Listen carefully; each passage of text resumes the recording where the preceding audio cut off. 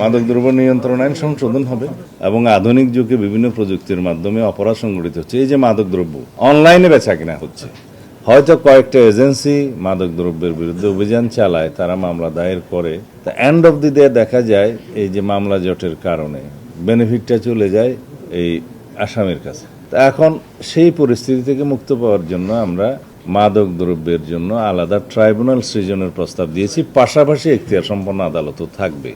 আর মাদক ব্যবসায়ীদেরকে ধরার পরে থানায় সুপর্দ করার আগে, এফআইআর করার আগে মধ্যবর্তী একটা সময়ে রাখতে হয়। সেই রাখার জন্য আমাদের কোনো হাজতখানা নাই। আমরা মাদকদ্রব্য নিয়ন্ত্রণ অধিদপ্তর কোনো রেগুলার থানা না, হাজতখানার ব্যবস্থা রাখা হচ্ছে, ট্রান্সপোর্টেশনের ব্যবস্থা রাখা হচ্ছে, ডগ স্কোয়াডের ব্যবস্থা রাখা হচ্ছে, অত্যাধুনিক অস্ত্র দেয়া হবে। তো এগুলো করার পরে আমরা একটা অপারেশনে যাব।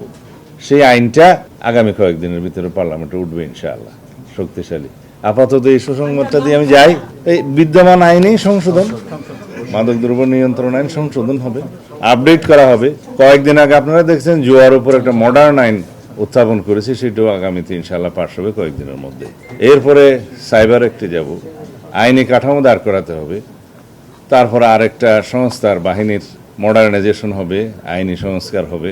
ওখানে আমি নাম এখন বলবো না। প্রতি সপ্তাহে সর্বোচ্চবার বিকাশ পেমেন্টে 50 জন হবেন পেমেন্ট চ্যাম্পিয়ন। জিতে নিন টিভি সহ আকর্ষণীয় সব প্রাইজ। সেখানে ট্রান্সপারেন্সি আসবে, অ্যাকাউন্টেবিলিটি আসবে। আইনি ভিত্তি শক্ত না থাকলে এগুলোর বিরুদ্ধে ফাইট করা যাবে না। আগে নড়বড়ে আইনি ভিত্তি ছিল, আমি কারো সমালোচনা করব না। রাষ্ট্র এত দুর্বল আইনের ভিত্তিতে চলতে পারে না। অপরাধীরা সংগঠিত এবং আধুনিক যুগে বিভিন্ন প্রযুক্তির মাধ্যমে অপরাধ সংগঠিত হচ্ছে। এই যে মাদকদ্রব্য অনলাইনে বেচা কিনা হচ্ছে, মাদকদ্রব্যের বেচা কিনার ব্যবসার টাকা অবৈধ পথে পাচার হচ্ছে, মানি লন্ডারিং হচ্ছে এবং অবৈধ সম্পদ অর্জিত হচ্ছে, এগুলো ওখানে অ্যাড্রেস করতে হবে। মানি লন্ডারিং একটা আসবে, সাইবার একটা আসবে, বিভিন্ন আইন এগুলো সম্পর্কিত পরস্পর। তো এগুলো শক্তভাবে আইনি কাঠামোগুলো দাঁড় করানোর পরে তারপরে আমরা আশা করি সমাজে একটা পরিবর্তন আসবে।